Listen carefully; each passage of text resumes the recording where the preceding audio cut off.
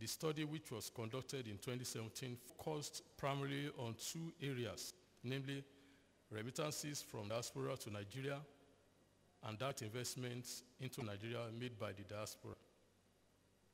The study also explored the purpose of current diaspora remittances, ability to make investment remittances and or switch between consumption and investment remittance, willingness to invest in Nigeria, challenges to invest in Nigeria, and potential solutions.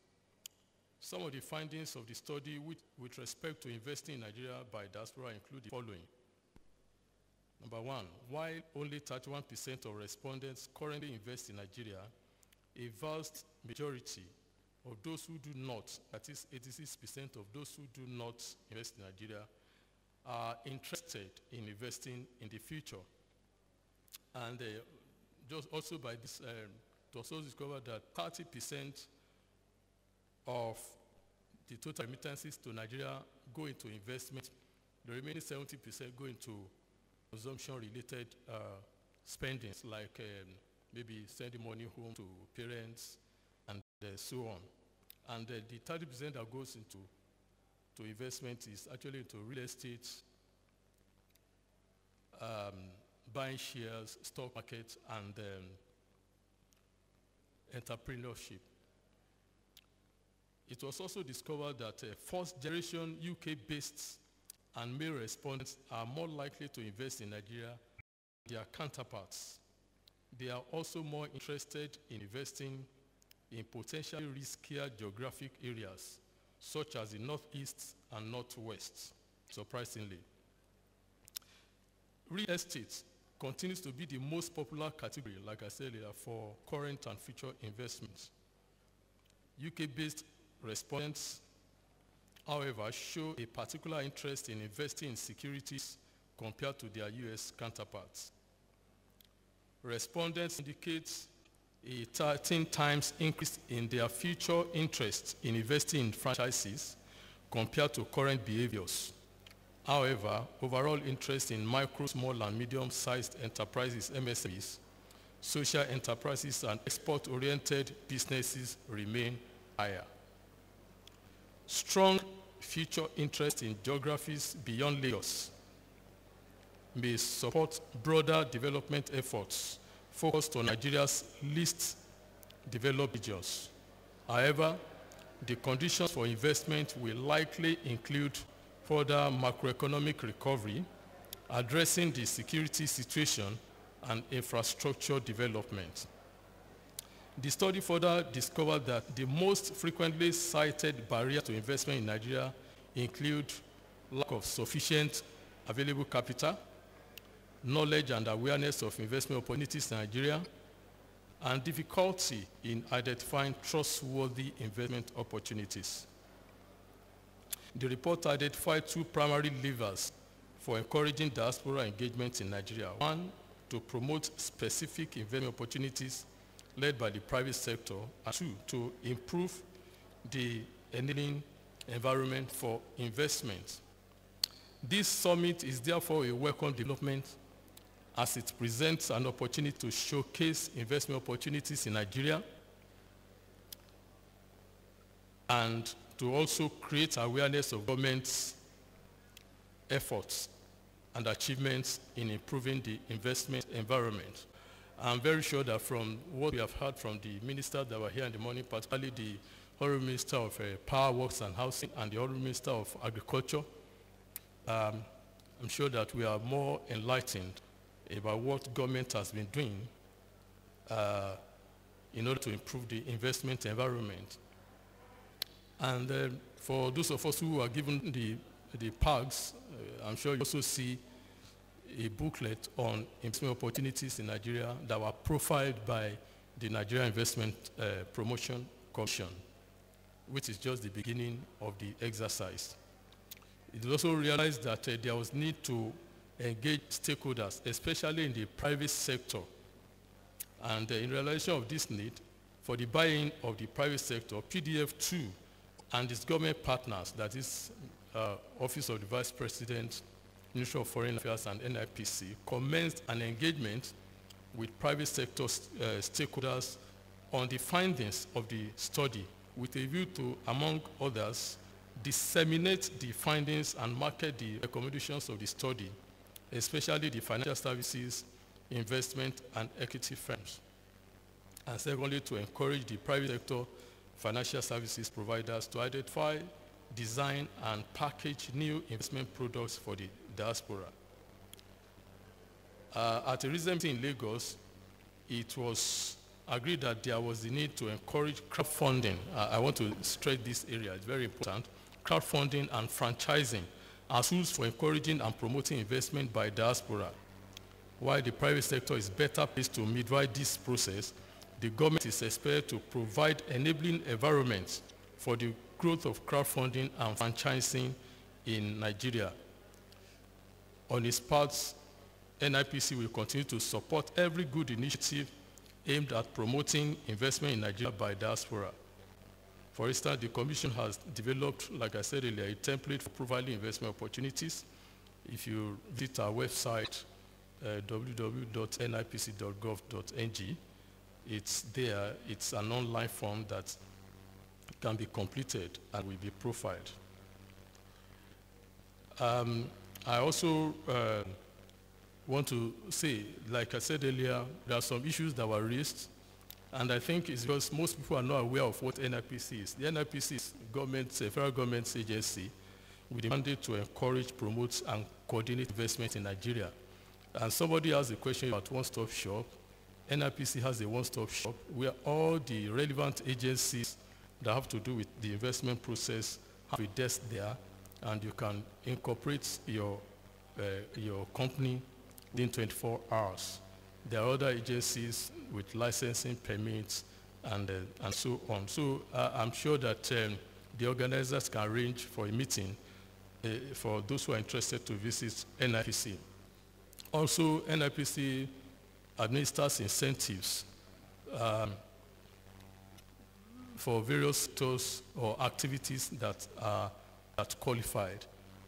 And incentive, the most important incentive which we administer is the permanent status incentive of minimum of 3 years and maximum of 5 years for sectors or activities that are qualified.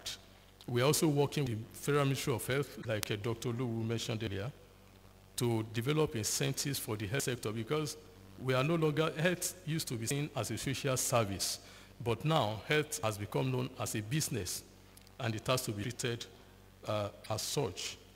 On this note, we want to encourage you to take advantage of all the investment opportunities that are available in Nigeria. If there's any profile you are interested in, the ones that were given to you, you can always contact NIPC, and we arrange a matchmaking with the project promoters. Thank you very much.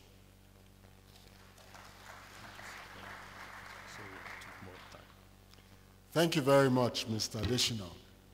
There will be provision for those of you who are interested to visit NIPC on Thursday. And like he said, if you go through your materials, there's the project profile there. If you're interested in any of the projects, you can discuss with them. We will now immediately take the plenary presentation for this session. Please take note that we will be very time conscious. We will have to be very time conscious in managing our time. We are going to ask the next speaker to speak make the plenary presentation within 10 minutes. I would like to call on the Executive Chairman of the Federal Inland Revenue Service, Mr. Babatunde Fowler, represented by Mr. Femi Edgar, the Special Assistant to the Executive Chairman, who will be coming to talk to us on taxation and the diaspora. For businessmen, I think that is a very important issue. Please let us welcome him with a round of applause. Thank you.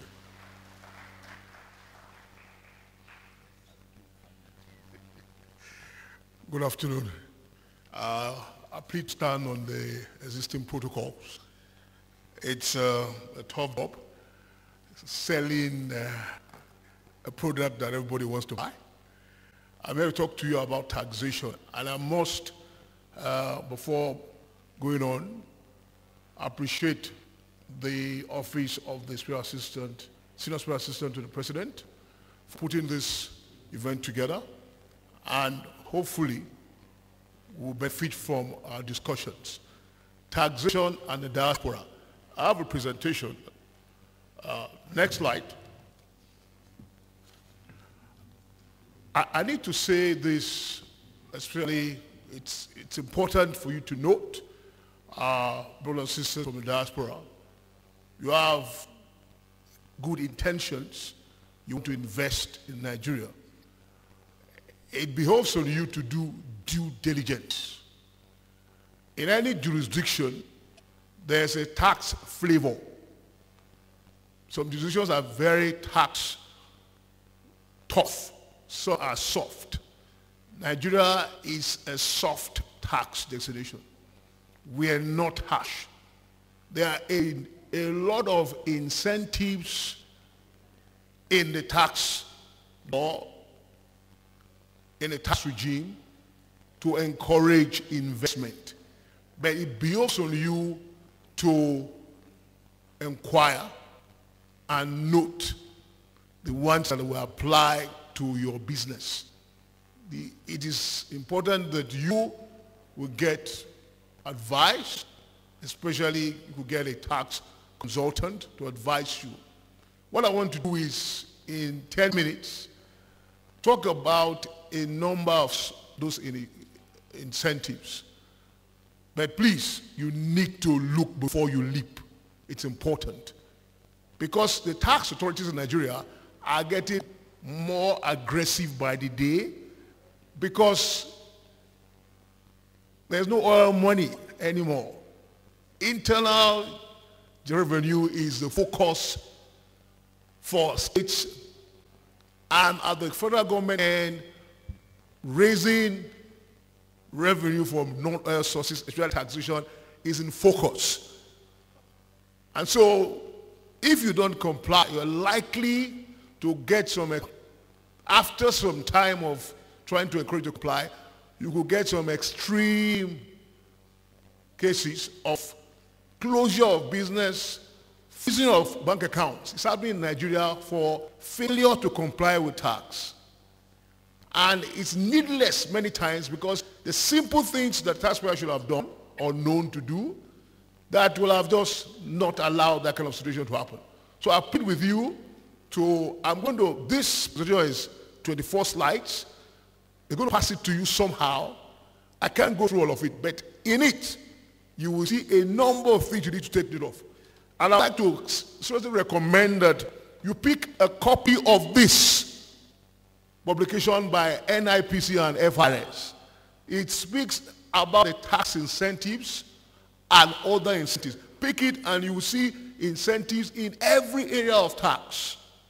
Pick it and read it before you jump into any type of business. Thank you. As an introduction, what is on the, stay on that, go back, is just to highlight here that Nigeria has a federating system, federal, states, and local government. Each of them have taxing powers. And so when you have a business in any location, you're likely to be required to comply with requirements for federal, local, and state taxes. That's what this is.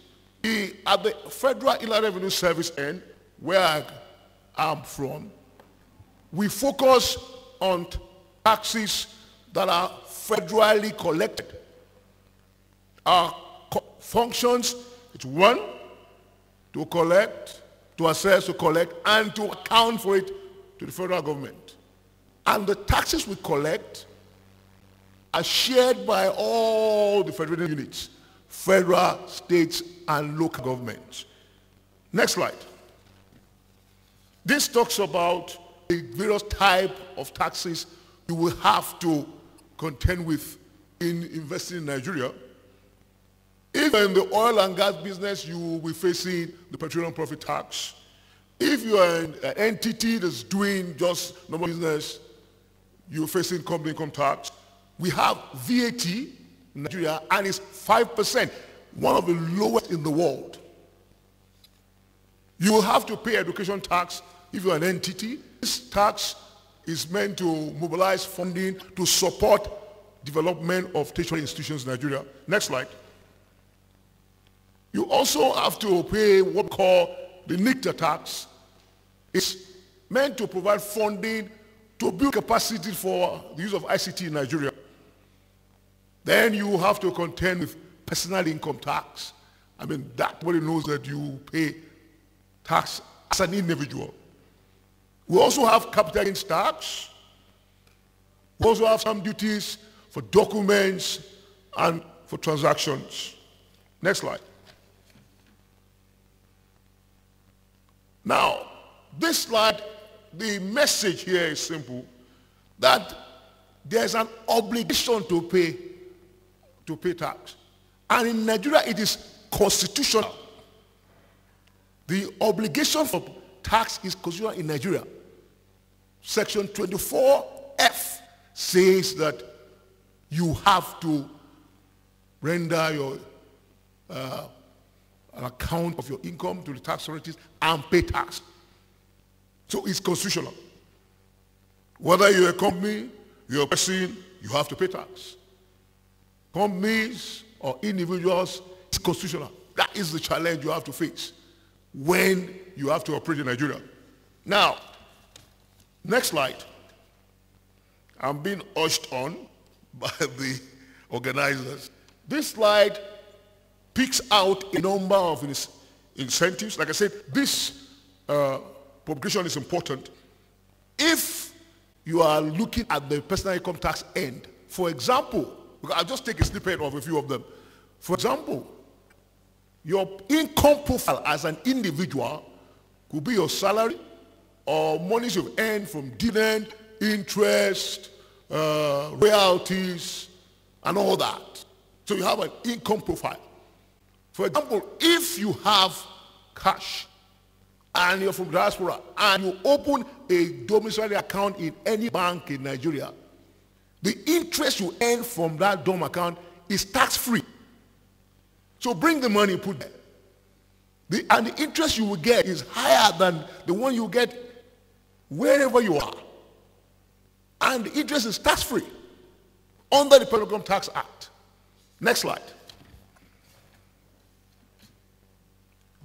Here, one of the things that jumps out to you when you read the slide is that under the capital gains tax, if you invest in government securities, stocks, you buy shares and you sell, no tax. Tax-free. Next slide. If you are going to get into some kind of businesses and you don't want any palaver with VAT, you don't have to charge VAT. The VAT Act has a list of exemptions of goods and services. Pharmaceutical products are some of them. Exports are some of them. Is there? Next slide. Jump, next slide. Let me go to the more interesting ones. I'm good for time. Now, in this slide, let me just highlight this. That if you come and you are involved with a business targeted at export, your profits from those items you are exporting are tax-free. So go into export business. Next slide. If you come and set up a business in Nigeria and you go to an area of Nigeria where the facilities are not there, every capital expenditure you made there, you will get 100% capital allowance, reimbursement. That same year.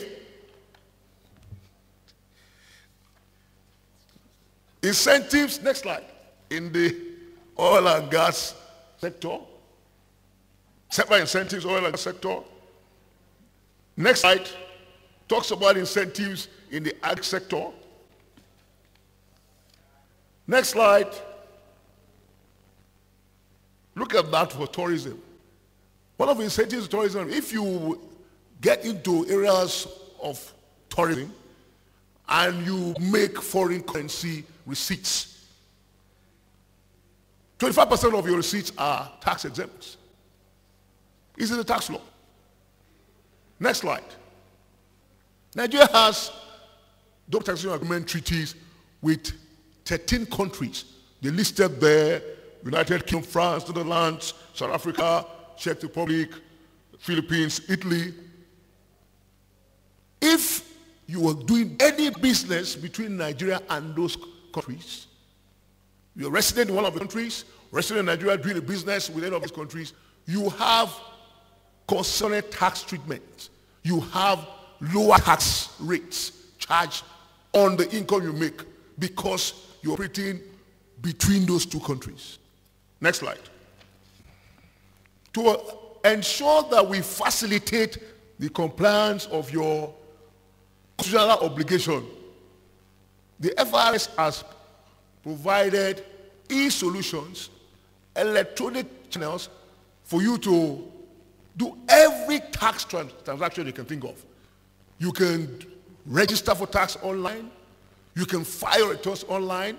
You can pay tax online. You can print your receipt online. You can get tax certificates online, just to facilitate all your tax obligations. It's gone away. Next slide. No, I thought it gone away. Next slide. This is a summary. And let me just, as I close, that as much as possible, get information, get support, get assistance, get a professional to look at that area you want to go into. The Nigerian tax environment is not unfriendly. It's not an extreme case of high tax rate. The tax rates are friendly. Next slide. I haven't said all that. I think you've gone to next. Go back. Okay. Please, our brothers and sisters from the diaspora, you want to come and do business in Nigeria? First thing we expect you is register for tax, get a TIN. And TIN is free. Tax payer identification number. Go into any FRS office closest to you and ask to be registered for TIN. It's free. Please maintain and keep records. Keep a record of your employees and how much you're paying them. Render tax returns as at when due. Tax returns for payee, tax returns for VAT, tax returns for withholding tax. Remit your taxes as at when due. Make the payments using electronic channels. Don't collect cash. Please ensure that you avoid tax schemes that reduce your tax liability. The figures we're showing in the next slides. Please, next 2 slides. Go. It's just to highlight that all the initiatives we put in place has increased the tax collection for the FRS and the state. We are at the point at this time of October, by the end of October, we collected over 1 trillion more than we collected last year, because these initiatives are helping our taxpayers comply. Last slide. The FRS will continue to provide an environment that enables you to do your business, because we want a taxpayer not to extinguish, but to be alive and continue to pay tax. We're ready to engage with you. We're ready to support you, but we're also ready to ensure that there's no tax evasion and avoidance. For further details, you can go to our www.frs.gov.ng. Thank you very much, my colleagues and friends.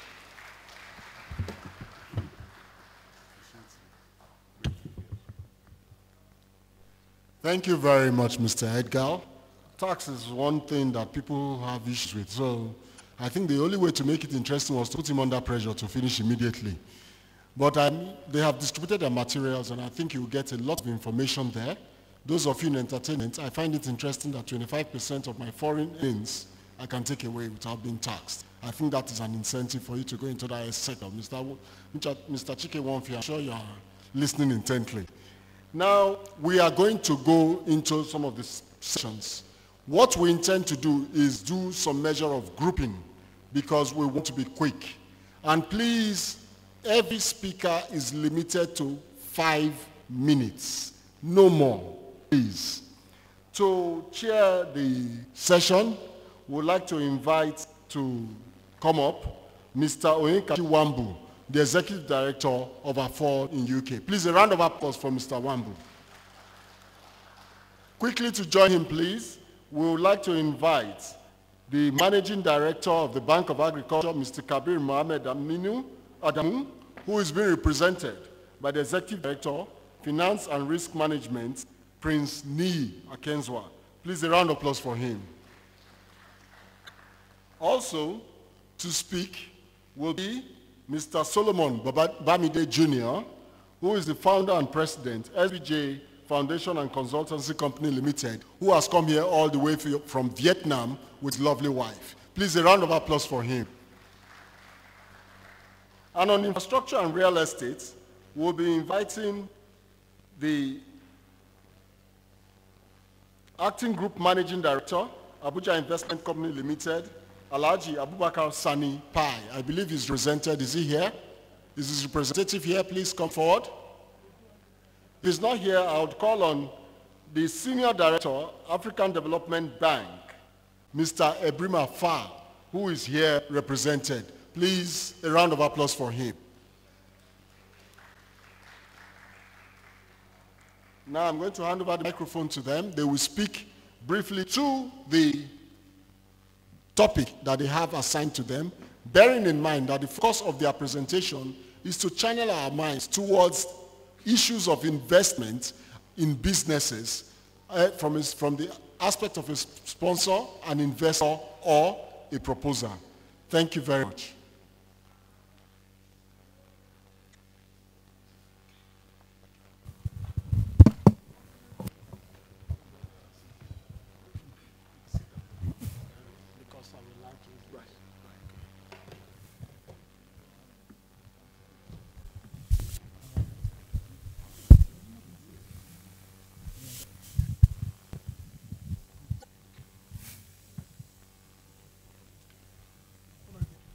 Good evening, everybody. Upward protocols observed. We are having just a few more minutes, and I'm just giving 5 minutes to talk on the topic before me. Before I start, I would like to introduce myself. Please, engineer, Solomon. My name is Solomon Bamidele. I'm the founder of SBJ Foundation and Consultancy Company Limited, and also S&M Trading Service and Tourist Company Limited. Do about 4 questions. Our headquarters and head office are in Vietnam, or in city in Vietnam. And our area of business is agriculture, tourism and hospitality, and also education and edu-entertainment. On agriculture, this is what we do. Next slide, please. We provide technology transfer, agrochemicals that are friendly with soil and crop, offer Korean made fertilizers, soil improvement, crop improvement also. We can also possibly make a Nigerian fertilizer. We are into processing and supply of value-added products like rice, spices, cashew nuts, dry-treated fruits, vegetables, and so on. On tourism, I'm privileged to get married to the family that owns our biggest and the best tourist company in Vietnam. And we organize 5,875 tours already this year. We have brought in 800,000 tourists this year in Vietnam, and also we're having 65 local offices within Vietnam and 24 international offices around the world. We have a lot of awards, and which maybe the next time we talk on tourism, maybe tomorrow, we are going to brief ourselves more on that. Also on Edu Entertainment Park, my wife family also have the biggest Edu Entertainment Park in Vietnam and Southeast Asia as a whole. When we talk of Edu Entertainment, we are talking about education and entertainment. These are for kids from 4 years to 12 years old, so that they can know more and prepare themselves for the future. This is a multi-million-dollar investment of almost more than $100 million. We are having that also in Vietnam. We are trying to bring this kind of investment to Nigeria. Now, for the topic of today, enhancing demographic expansion for effective agricultural value chain. And I'm going to read some facts which I want us to listen. The world farmers are getting older, with their average age reaching record high around the world. In the United States, an average farmer is 58.3 years old. In Japan, the figure is 67. It's 60 or even higher in Africa, which is more striking because the region demographic shield towards the young. As farmers age demographically, push higher and higher, agricultural stakeholders have begun to worry that there won't be enough people working in the farm sector in the near future, that the current generation of farmers will retire and not enough young people will step in to take their place. The most their predictions state is that there won't be enough farmers to feed the world by a single generation. More moderate predictions expect that agriculture sector will merely fall off of its economic potential. In recognition of the demographic problem, government, business, and NGOs has made a wide effort in the past decade to encourage young people to get more involved in agriculture. In Nigeria, the perception of agriculture is dirty, low-income paying, and demanding are beginning to fade out with more enlightenment from current administration. We have to say thank you to our Honorable Minister for what he has been doing.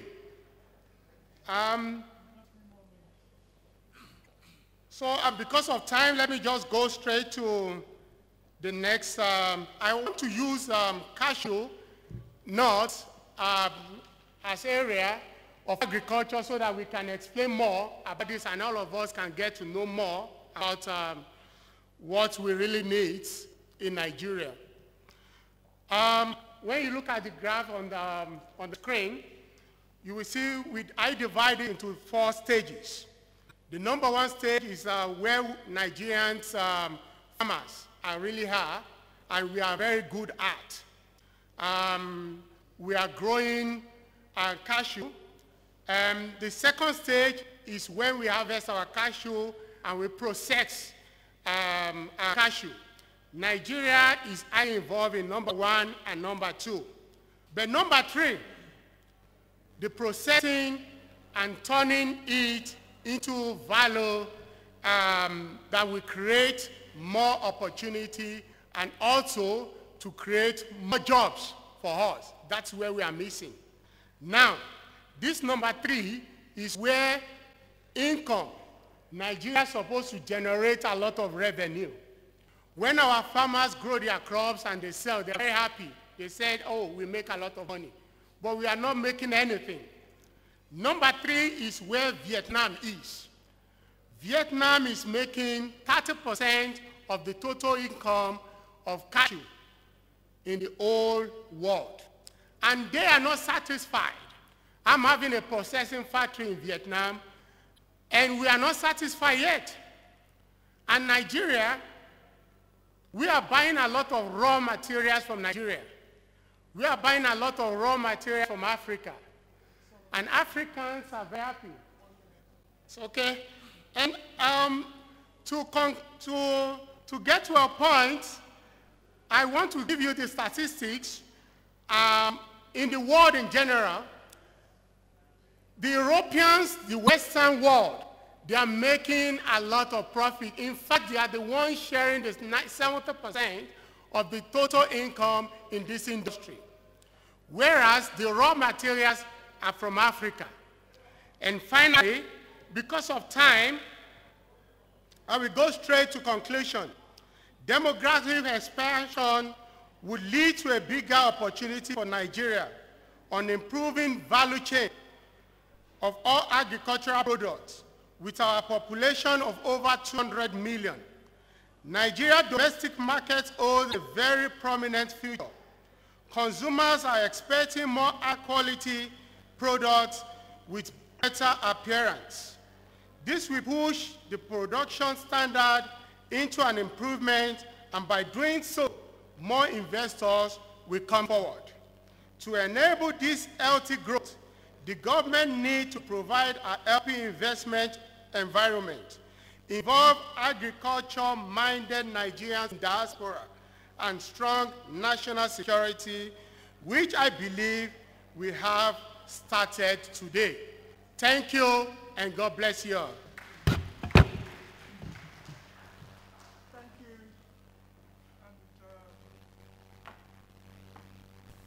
Dr. Adamu, can you please give us your 10 minutes? Oh, okay, you're going to sit.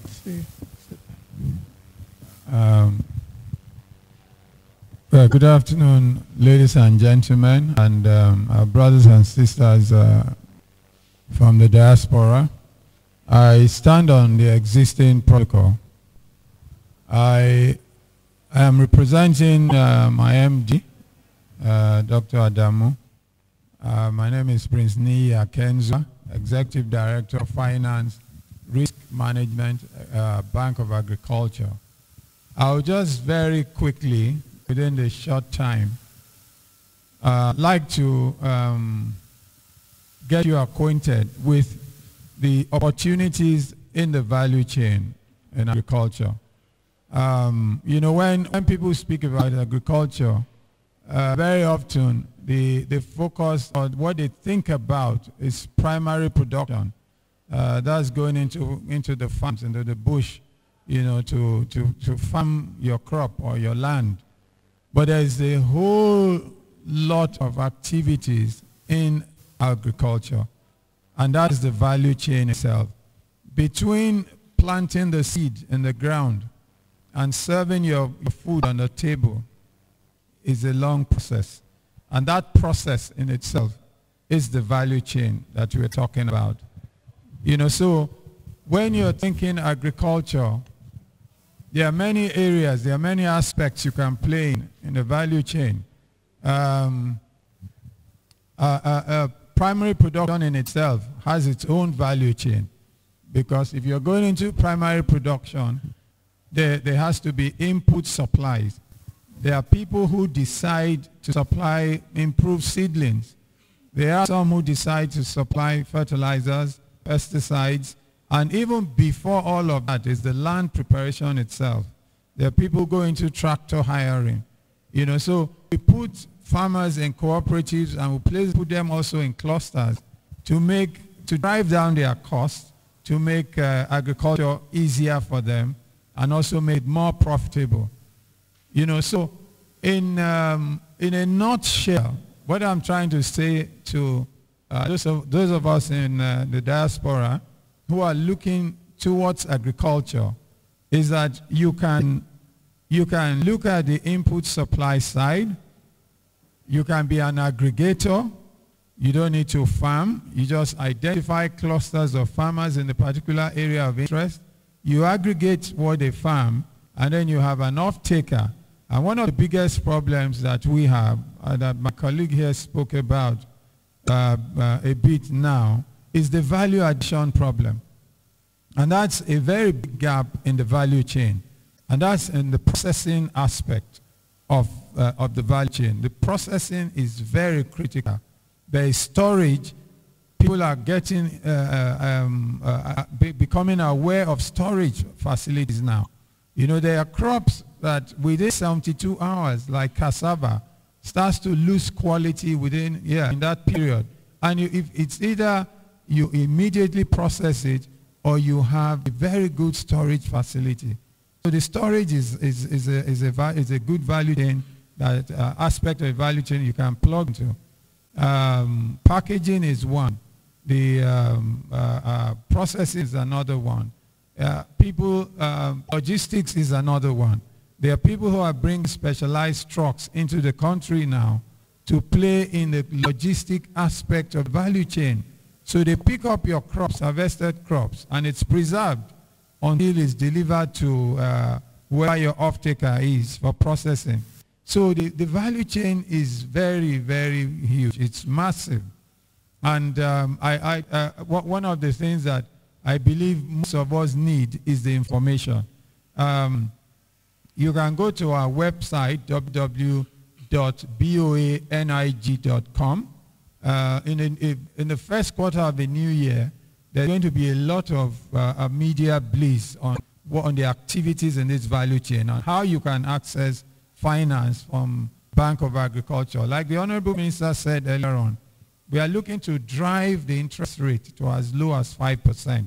And that's why there's a government policy to partially privatize Bank of Agriculture. That way, about 40% is available to farmers and other private people who are interested in investing in the Bank of Agriculture. And once you do that, it's possible to reduce the price, rather the interest rate. Now it's 9%, a far cry from the commercial interest rate of about 23 to 25. Like the Honorable Minister said, you can't go into agriculture with those interest rates and make a difference. It's impossible. You know, so, but now the federal government has diversified the economy. It's excellent. Agriculture is a huge focus. Agriculture is the greatest, biggest source of employment, and we need to drive agriculture in the way it should be driven. The federal government and the president is very passionate about this. The pilot of the Anchor Borrowers program in production of rice was extremely successful. That showed every Nigerian that it is possible to grow our crops here in Nigeria and not import.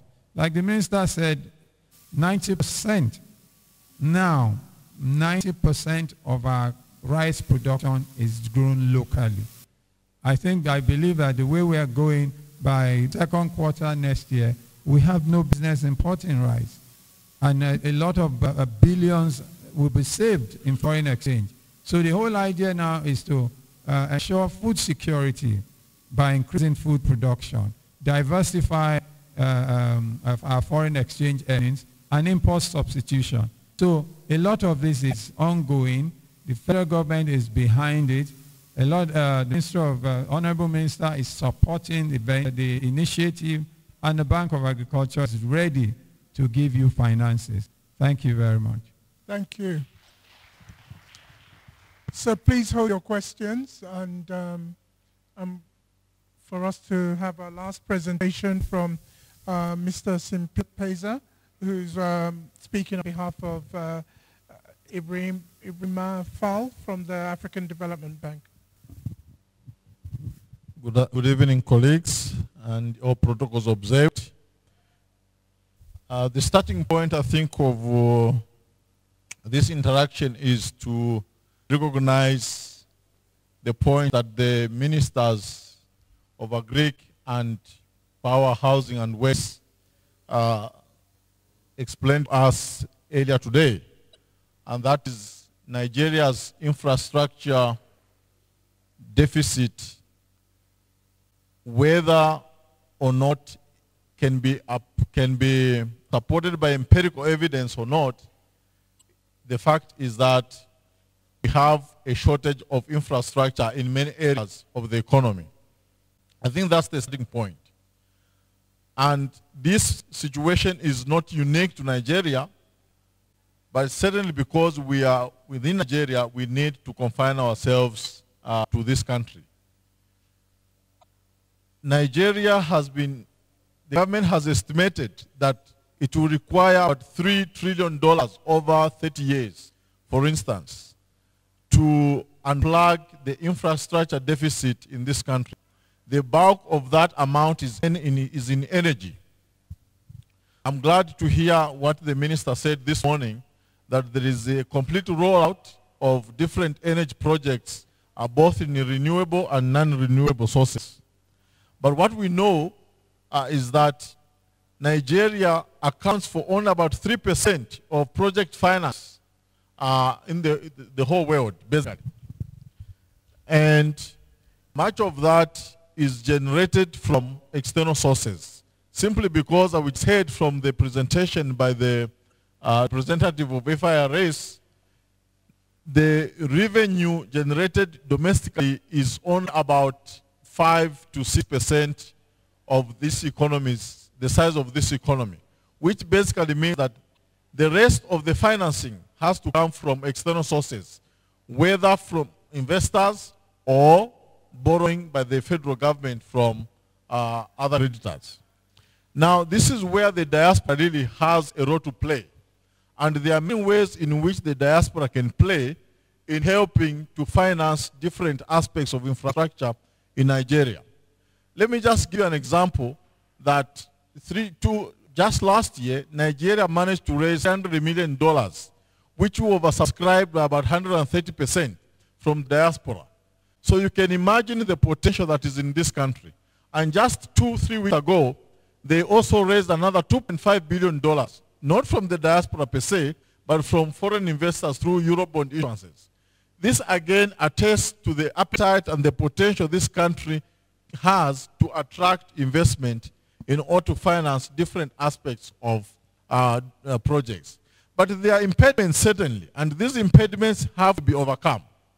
First and foremost is that the regulatory environment has to be further improved in order to make it easier for investors and the diaspora like you to come and invest in the country of your birth. The second point is that there has to be additional incentives that have to be created for you to be attracted to come and invest here rather than elsewhere. And again, we just saw from the presentation from FRS that there are numerous incentives, including those available to the diaspora, to come and invest.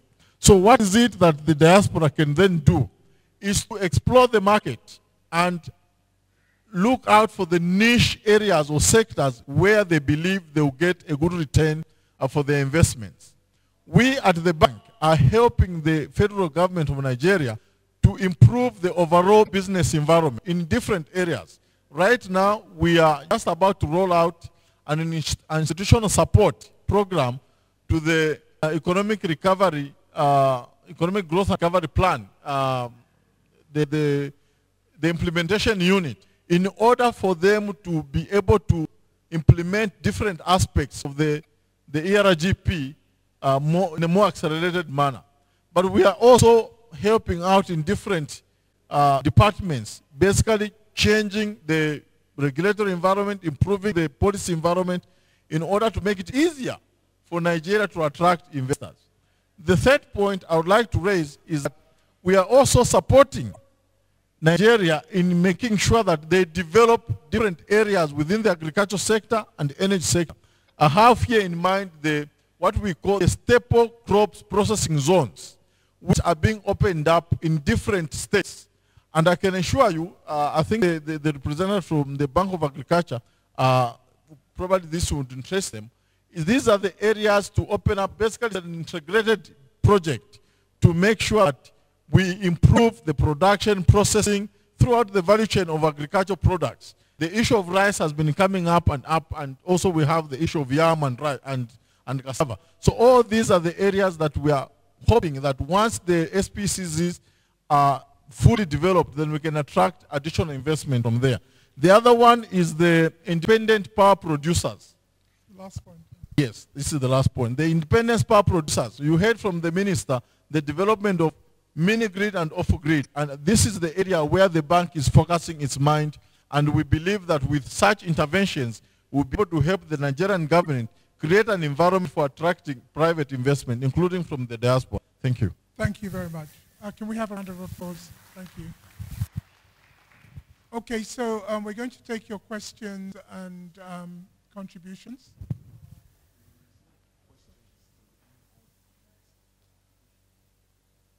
Yes. Yes.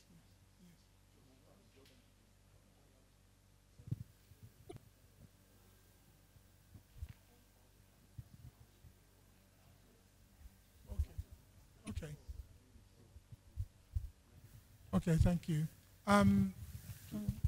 We've been asked just to allow the panel to go, and then the new panel will come on, and then we'll have the Q&A at the end with all the panels, if that's okay. So it will save us some time because we're really against it at the moment. So can we?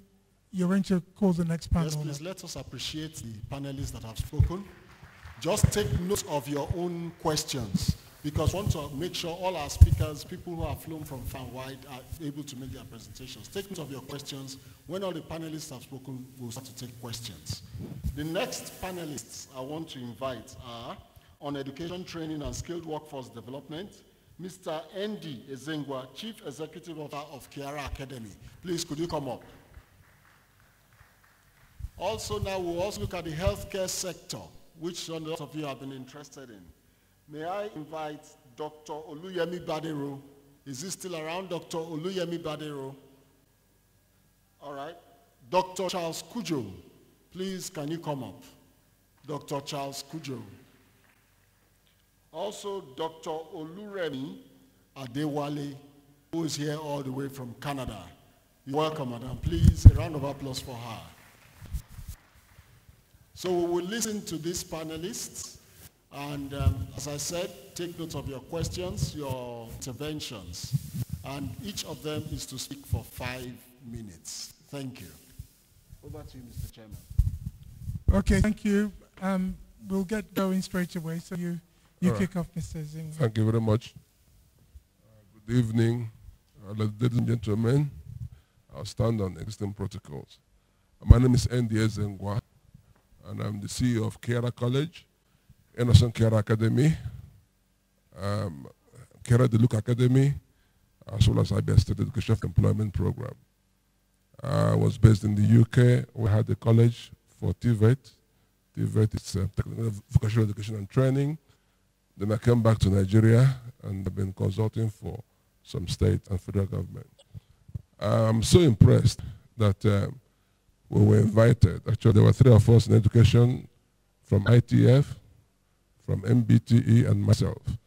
And I'm from the private sector. The other 2 are public sector people. MBT had to leave because someone was bereaved. So I'm kind of speaking on their behalf as well. I'm impressed because usually in the past, it would have been a purely academic issue. But the trend now in Nigeria and the world is now on skills development. And hence there's some traction being made in terms of technical and vocational education.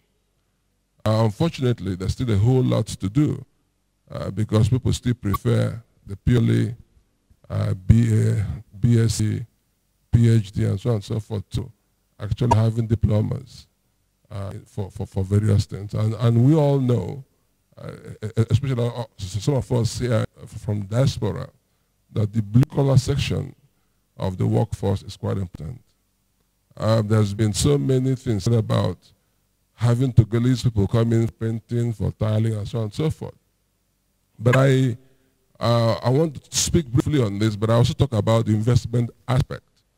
When I left my college in the UK and came back to Nigeria, it was quite a bit of a challenge. But for those who want to go into education, people go into secondary school, boarding schools, and so on and so forth, and nursery schools. But I will encourage you also to look at private technical and vocational education training centers. The government is moving towards that. There is a huge demand for that actually now. So if someone has a very nice college that can take care of needs of the workforce in this sector, you'll be making so much money. And if you can link it to institutions from where they're coming from as well, that's quite good. So I'll give you an example of the one I have at Newi. Because when I came back from the UK, I couldn't afford to buy large equipment to be able to run the college the way it's being run overseas. So what I did was I partnered with existing businesses. So I went to Newi, I met with Innocent, who is manufacturing cars in Nigeria, and I built my classrooms inside his factory. And then my students do a little bit of theory in the classrooms, and they go into the factory and work. And they go into automobile, various sections of automobile, painting, electronics, welding, and so on and so forth. And we've been training ex-militants from the Niger Delta for the past 3 years and some other programs. So I do encourage those who want to go into education to also look into this aspect. I have a slide there, just only three slides, but on the bigger picture, we have so many young people unemployed. And it's something that people keep saying every day to talk about it, or the Togolese, Thailanders, and so on and so forth. We have a very, very vibrant young people, 18 to 35, which most countries are looking for. I remember in the UK, when they opened the borders for the East Europeans to come into the UK, one that they loved them so much was because there was shortage of manpower, and they had to have some people come inside. But here in Nigeria, we have these young people, very, very energetic, very, very smart. So many of them, I think that I read on internet that 33% of them are unemployed. Now, that is money. That is as good as oil, because those young men and women, if we're able to harness their potential, if we're able to create an interface that can convert them from being dependent to independent, it's wonderful. If we're able to have even 10 million of them converted into skilled people, and they're paying 10,000 naira a year tax, you can imagine how much money the government will make. So we have real raw material on the left-hand side, these young people here. We have the demand for labor. We have the chance to increase our IGR in the states and the federal government. But the challenge here we have is the system to make that transformation. And that system has broken down for many years because of the tendency to be purely academic. Everybody wants to go to university. Even those who do HND, they go back to take JAMB or direct entry to go into university because of the perception and so on. So okay, I can't go on. But for those who want to come back in this sector, there are so also apart from having your own institutions, you have also opportunities to offer consultancy services in so many projects in the States. There's a huge demand in this sector. There's also the opportunity to also market trained people. So you can have an HR service like you have overseas, where people can come to you if they want plumbers, if they want tilers, and so on and so forth. Thank you very much. Thank you very much. A big round of applause. No, you can hang on to that. As you're listening, please also think about ways that we can begin working together. As Mr. Ezengwa was saying, that intervention he made with Innocent actually produced some really great results. And we're all here. We're all in our different sectors, but we're also in the same sector. And there may be real networking and opportunities that we can begin to examine amongst ourselves as well in terms of achieving scale. Without much further ado, Dr. Kojo, would you please? Yeah, good afternoon all. Ayo, could we have that short video, please? From my 5 minutes, I used 2 minutes to show a short video, which is set stage for what I want to share with you. Are we ready? Let's play it. Sound, please. Please watch this video briefly.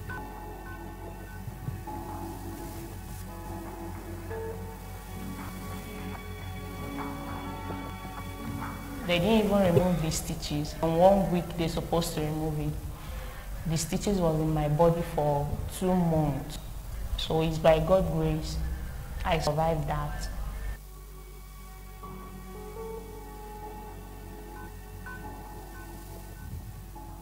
I told her that my dad is dead.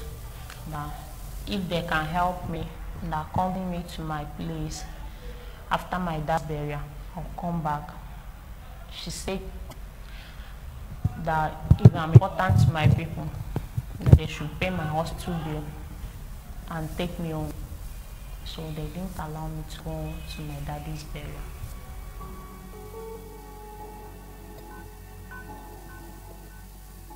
The explanation is quite clear. Somebody brought her to the hospital, and the person, more or less, is almost abandoning her on us.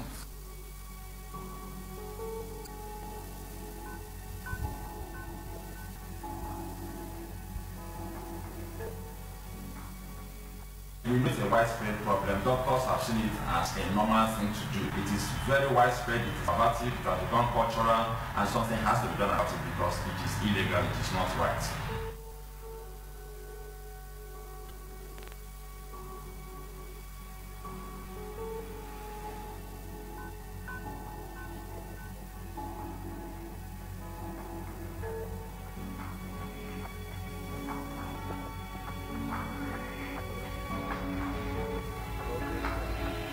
The woman was shouting at us that we should go and pay money. Along the point, they see the cost of the birth of the child. That will not see him until we pay the money complete. They were harassing, we gone. But it's also of harassment. And even the nurses there were like laughing at us. In fact, the gate man, they were carrying gun around. So nobody should move. And once you move, they will shoot, and they are serious.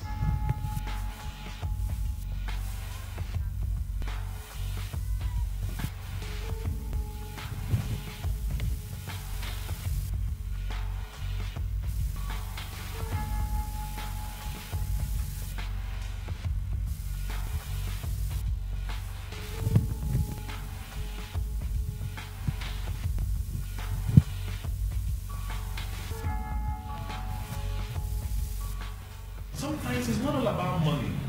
The interesting thing about that judgment is that the court made that declaration that what they did was wrong. For me, that declaration is better than money. Because that declaration goes to stand forever that this thing is wrong.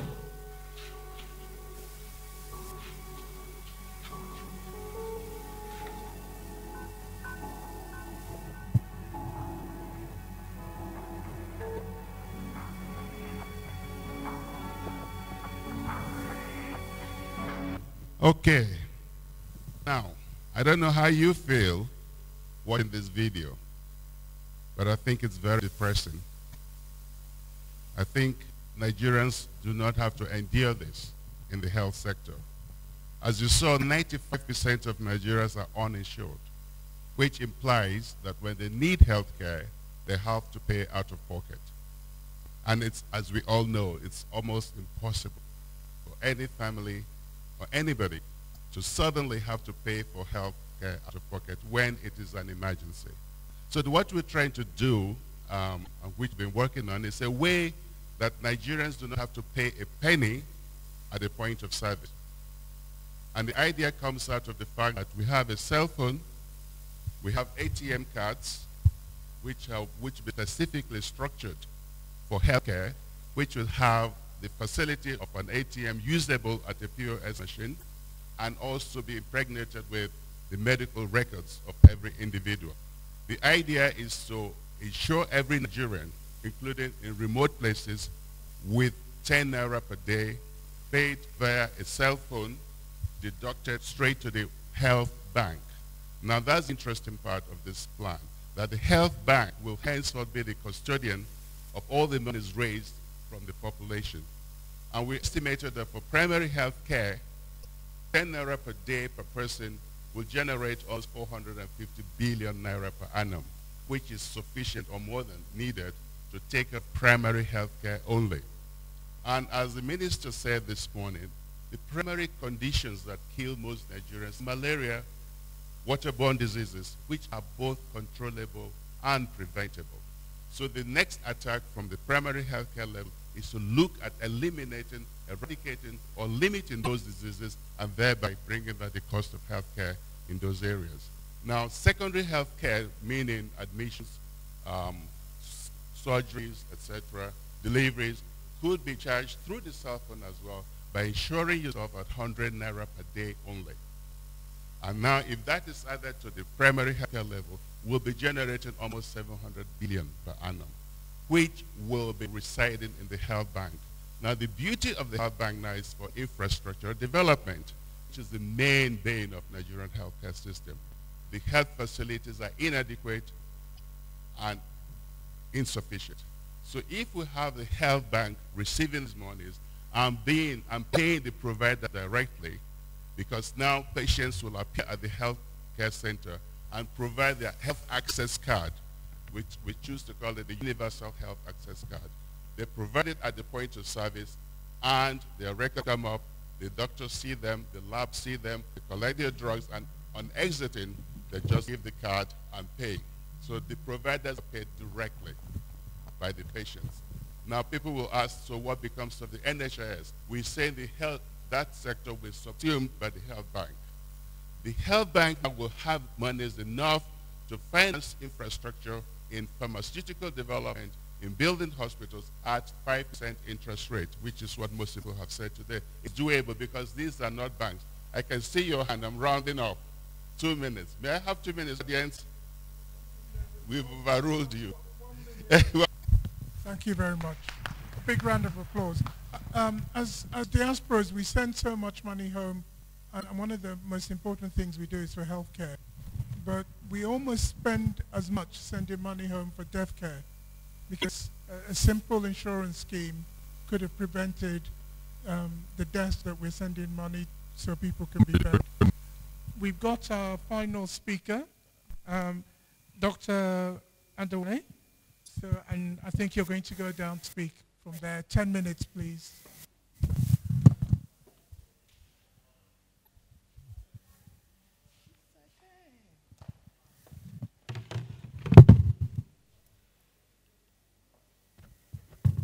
Good day, everyone. My name is Dr. Remi Adewale. I'm from Canada. All protocols observed. My topic is healthcare, ensuring functioning healthcare services in Nigeria. I would like to start my presentation with a question.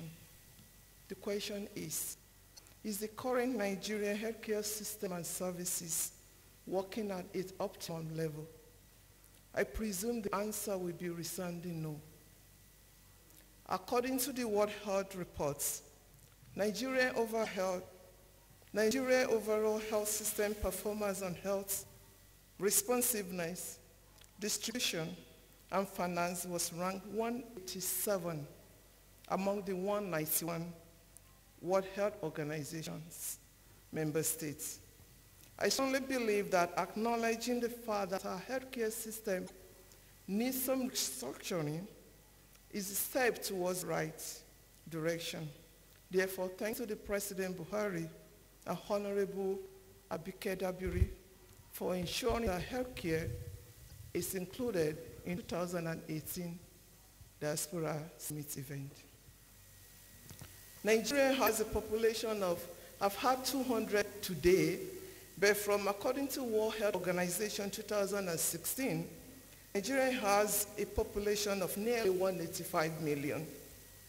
So it's important to know that an ongoing and helpful dialogues, assessment planning, and evaluation are essential in an incredible healthcare system and services transformation. From my research, I will highlight some key areas and key factors that might be challenging in our current healthcare system, and I conclude with a few recommendations. Please permit me one more extra minute to do that. What are some of the contributing factors? Contributing factors include inefficiencies, poor infrastructure, lack of resources, poor coordination, and duplication of responsibilities of healthcare services among the 3 levels of government. In addition, I found that there is fragmentation of care. At the macro level, there are poor referral pathways, black market healthcare, and lack of transparency. I also found that the level of governments, the local level of government is the least funded government. And even with that, the fundings are not well managed. When you reflect on the Abuja Declaration of 2001, in which all the African leaders pledged to allocate 15% of their state annual budgets to improve healthcare, you will agree with me that this allocation of funds to improve healthcare is currently not well being met in Nigeria. Health expenditure of 4.6% of GDP is inadequate in terms of meeting the needs of all Nigerians, with approximately 55% of the population living in the rural areas, and it was earlier identified that there are challenges in the rural areas. Therefore, the delivering of health services become even more challenging.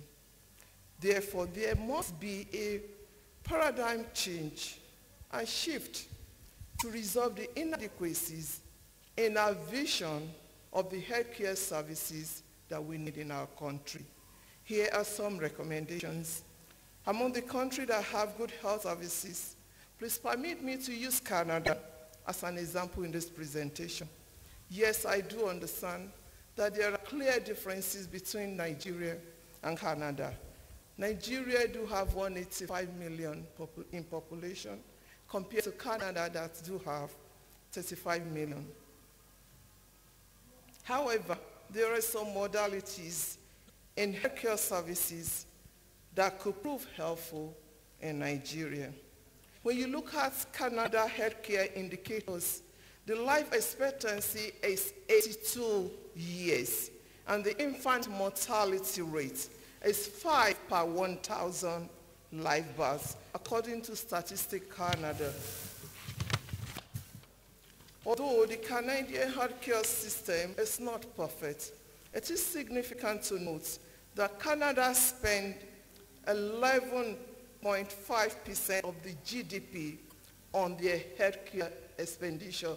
This amounts to about 5,000 or almost 6,000 per person in a year. As much as possible, it's best to make prepayments. I think our previous speaker said something similar. Prepayment on healthcare, whether it's in form of insurance, taxes, or social security. For example, Canada do have healthcare system and services for all of their citizens. They do have free health cards, preventative care, ability to see doctors, and to use the hospitals without having to pay a dime. When you look at the health indicators, the life expectancy in Nigeria is 55 years, according to World Health Organization 2016. And the infant mortality rate is 69 per 1,000 live births. According to the Population and Housing Census 2015, this should not be so.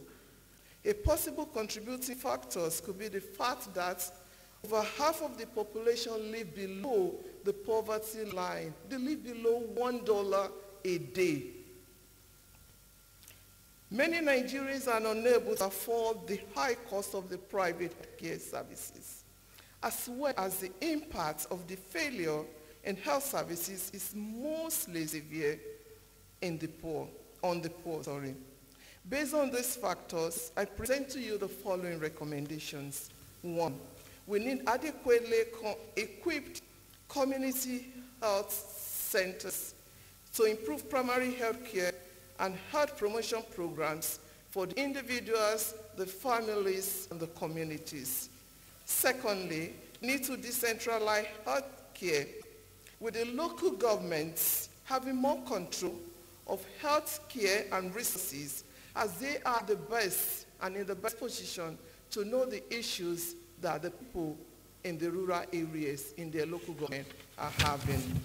My third recommendation is that we need to use a modern electronic health methods that are timely to help us in terms of the advice and the treatments to the people in the rural areas.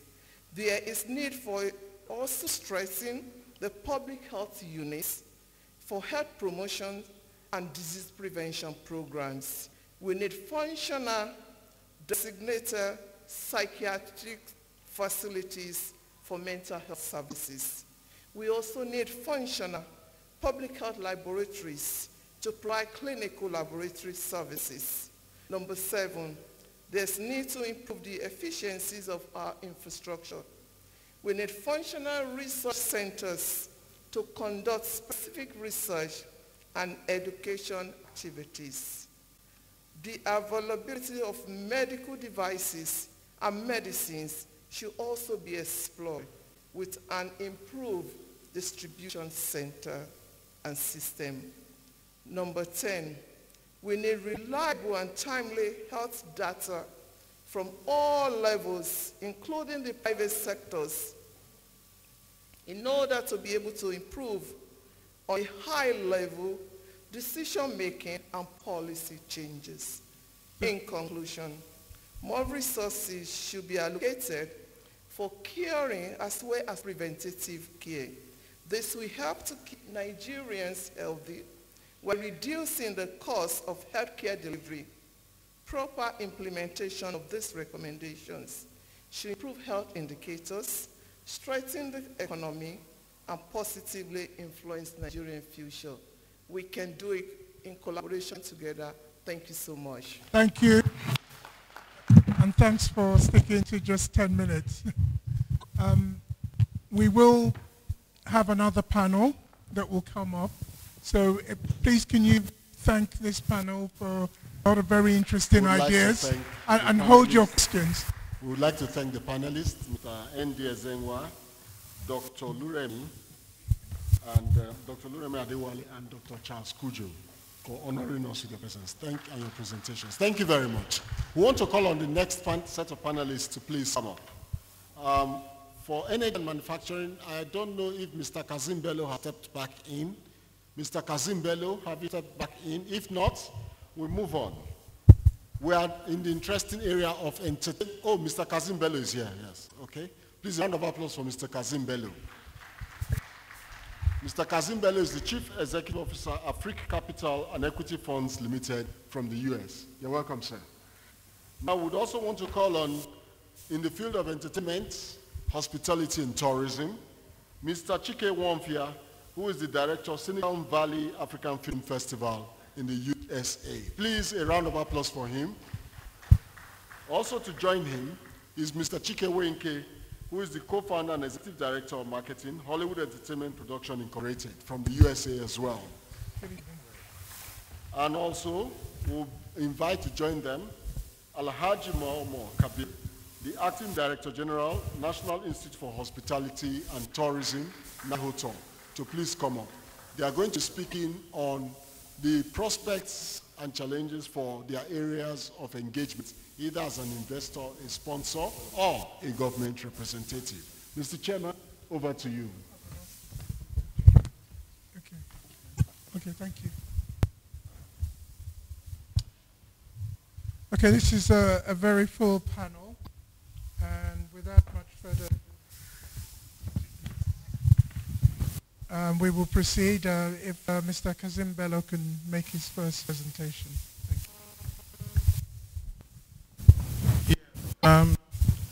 I stand on the existing protocol and procedure. We do not have time, but we will just quickly, within 3 minutes, I believe,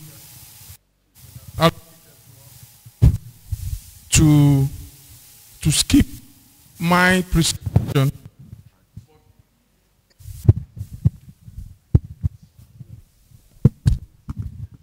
I will skip my presentation and just raise some valid information that might help us as diasporans and also policymakers in Nigeria to understand. I come from background of finance, project management, and capital market activities. So one of the things that I'm going to make 3 remarks here. Again, just remarks, and we can react to it. One is that Nigeria, and I'm very glad that the Minister for Agric did mention something like that during his presentation this morning.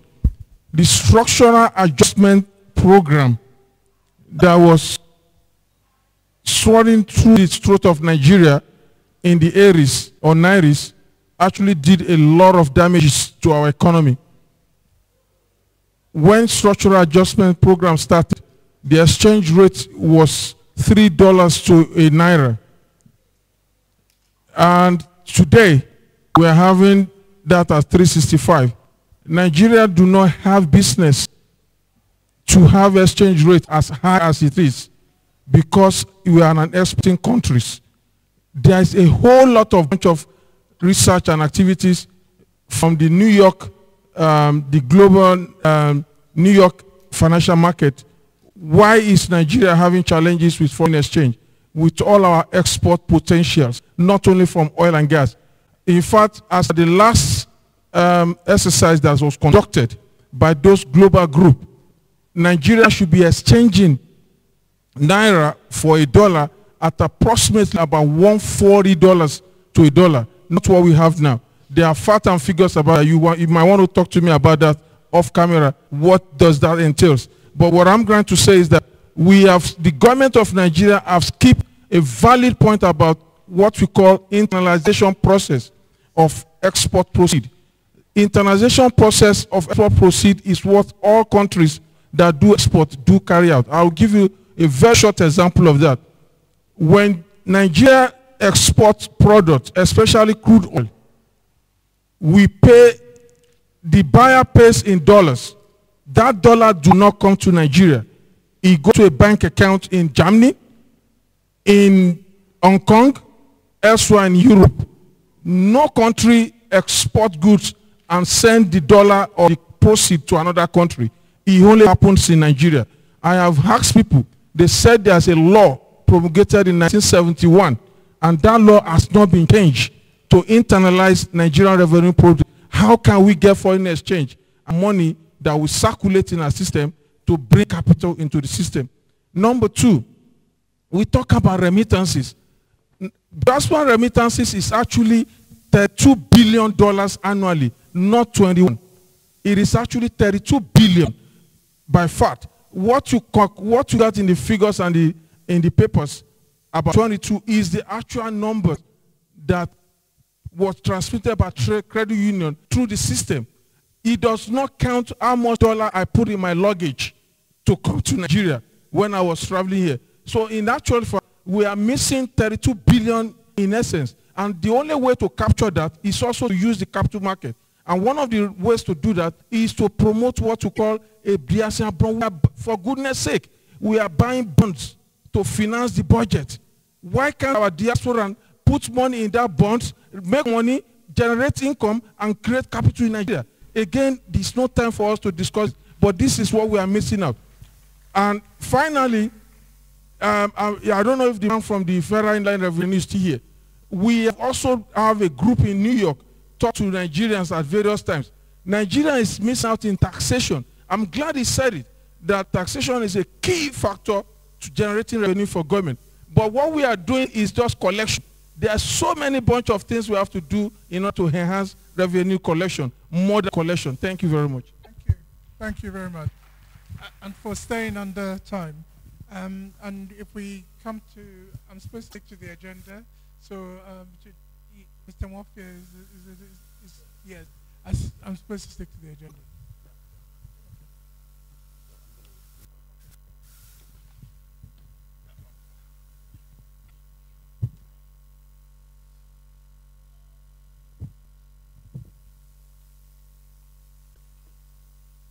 Good evening, ladies and gentlemen. This is going to be very, very brief. I'll just take only 2 hours. I'm just kidding. My name is Chike Warfia. I wear so many hats. Tonight I'm here representing the Silicon Valley African Festival. I have a film production company in California. I am based in Silicon Valley. This has been so far, and I know by tomorrow also as well, this has been an incredible setting. I'm here to talk to you about the creative industry, the film industry, and all the other allied industries. I know when we talk about the creative industry, we talk about Nollywood, we talk about film and the exotic nature of that. I have a business background, and I'm also invested in so many other industries. I want to talk to you more about the intersectionality of this thing that we do called film or moving images. You all have heard about this whole thing about a picture is worth 1,000 words. When we say a picture is worth 1,000 words, what are we really saying? We're saying that when you look at a frame, when you look at one picture, that in that photograph you could tell so many stories that could almost equate to 1,000 words. Now let me break this down for you. In the world of film, 1 second of film is 30 pictures. So if one picture is worth 1,000 words, then you can begin to imagine what 1 second of film is worth. Why do I say that? I say that because in 1 second of film, you can tell so many stories. And then when you talk about 1 minute of film, and then 1 hour of film, then you can begin to understand the impact of this thing called film and motion picture. Because it is in the motion picture, is in the moving pictures that your story gets told, that your ideas about who you are and who I am gets formed. And based on that, you begin to react and act based on the stories, based on the narratives that informs your very own psyche. Why do I say this? I say this because it's so important that we understand that we must begin to tell ourselves our own stories. And it's also important for us to position who we are to the world through our own voices and through our own lenses. Because for far too often, our stories as Nigerians, as Africans, have been told and continues to be told through lenses that are so far removed from who we are. And so these myopic perceptions of us as Africans jumping from tree to tree, the Tarzan mentality and Tarzan narrative of Africans that haunts us, especially those of us in the diaspora, that encounter these kinds of negativism about who we are, begins to affect the way the people we want to invite to do business with us treat us and respond to us. And so when you come in with your incredible pitch deck to a venture capitalist firm in Silicon Valley, and you have this incredible idea, and you're looking for $50 million for investment, as you walk through that door and they're looking at you from a Tarzan perspective, they might write you a check for $1 million and you might be happy, but you've left $49 million on the table just because of perception. And I'll wrap up by saying that one of the things I pray that we begin to do, particularly as Nigeria itself, it hurts me to think that in California, the 5th largest economy in the world, we do not have Nigerian offshore representation. There is no embassy, there is no consulate in all of California. And in Silicon Valley, where I come from, where within walking distance to my office is the world headquarters of Netflix, Adobe, Google, Facebook, YouTube, name it. There is no liaison office for Nigeria. And we are trying to do business. This is the creative epicenter of the world. I implore those that can make this thing happen, let us set up a liaison office for this country in the creative capital of the world. I am a member of the Silicon Valley Black Chamber of Commerce, and I've been asked by the president of the chamber to ask you that the Black Chamber of Commerce in Silicon Valley is ready to provide you the accommodation you need, the office space you need, so that they can be even act as your liaison, because there's a lot of business to be done. Thank you. Thank you very much. Visibility, visibility, visibility. Okay, Mr. Mweke. Here's a presentation. Can we? You're hearing the second tale of the two Chikes. I come from Hollywood, California. My name is Chike Mweke, and I run a media company called Life and Times Media, which started about 10 years ago, and our goal is to dispel the negative stereotypes that have been associated in the Western media. And like Chike said, tell our own stories from our own perspective. And it's really very interesting what's happened here today, and for the first time, we are not organizing a jamboree to come and jump around Abuja, but we are narrowing down and focusing, honing in on investment potentials that are within this country. And the truth is that there's so much to be done in Nigeria, so much opportunities.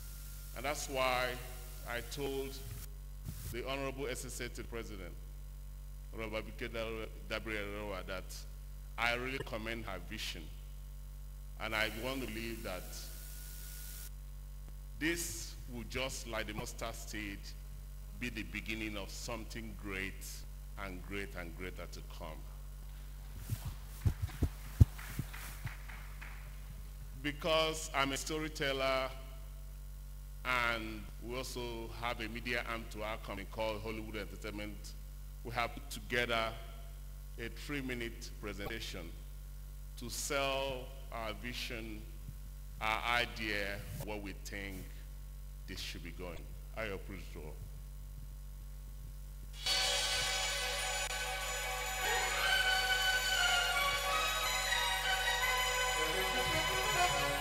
Hollywood Entertainment Production, in collaboration with Life and Times magazine, are great American corporations founded by Nigerians in Diaspora.